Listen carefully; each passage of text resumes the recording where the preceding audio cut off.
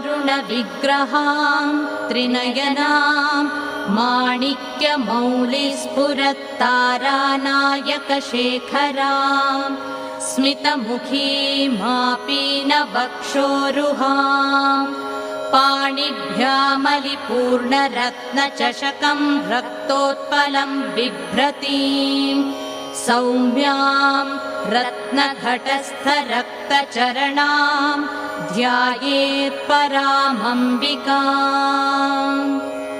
अस्य श्रीललिता सहस्रनामस्तोत्रमाला मन्त्रस्य वशिन्यादिवाग्देवता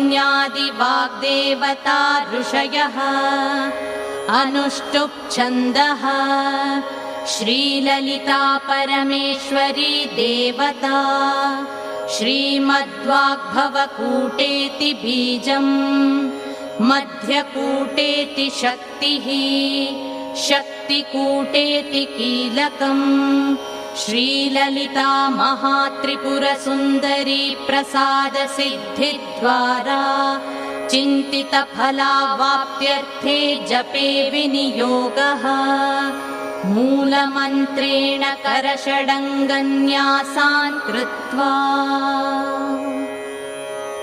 श्रीमाता श्रीमहाराज्ञी श्रीमत्सिंहासनेश्वरी चिदग्निकुण्डसम्भूता देवकार्यसमुद्यता उद्यद्भानुसहस्राभा चतुर्बाहुसमन्विता रागस्वरूपपाषाढ्या क्रोधाकाराङ्कुशोज्ज्वला मनोरूपेक्षुकोदण्डा पञ्चतन्मात्रसायका निजारुणप्रभापूरमज्जद्ब्रह्माण्डमण्डला चम्पकाशोकपुन्नाग सौगन्धिकलसत्कचा कुरुविन्दमणिश्रेणी कनत्कोटीरमण्डिता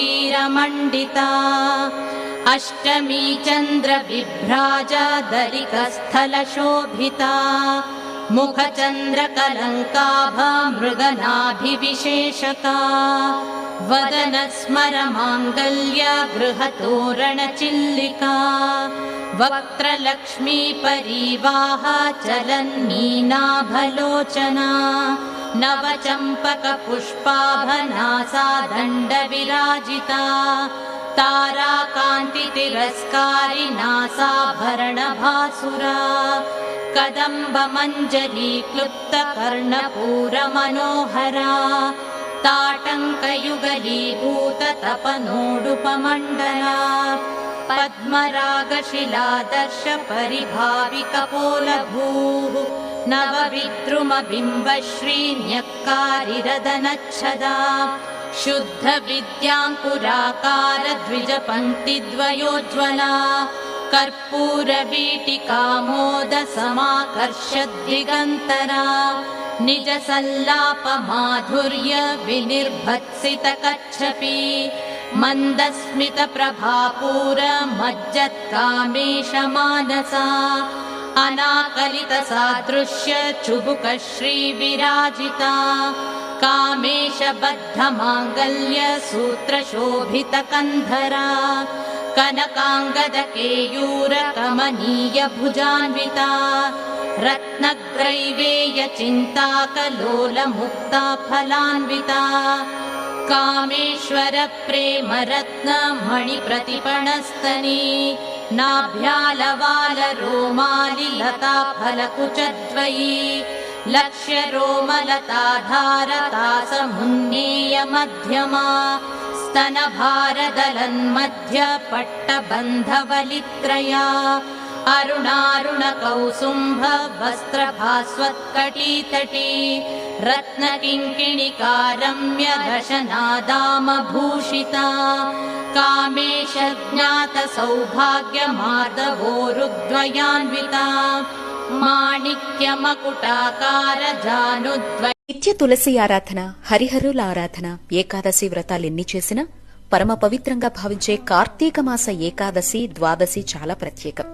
ఎన్నో విశేషాల పురాణ కథల సమాహారం చిలుక ఏకాదశి, ఉత్థాన ఏకాదశి, క్షీరాబ్ది ద్వాదశిగా పిలిచే ఈ పర్వదినాలు ఆషాఢ శుద్ధ ఏకాదశి నాడు యోగ నిద్రకు ఉపక్రమించిన శ్రీ మహావిష్ణువు కార్తీక శుద్ధ ఏకాదశి నాడు మేల్కొని భక్తులకు మొట్టమొదటిగా తులసీ బృందావనానికి చేరుకొని దర్శనాన్ని కల్పిస్తారట.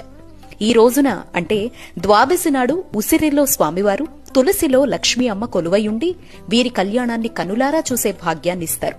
ఈ 2024లో నవంబర్ 13 అంటే బుధవారం క్షీరాబ్ది ద్వాదశి. మనింటి తులసి ప్రాంగణంలో గాని పూజా మందిరంలో గాని ఉసిరి కొమ్మను తులసి సహితంగా కొలువు తీర్చి షోడశ ఉపచారాలతో అర్చన చేసి తర్వాత ఆలయాల్లో జరిగే తులసి కళ్యాణాన్ని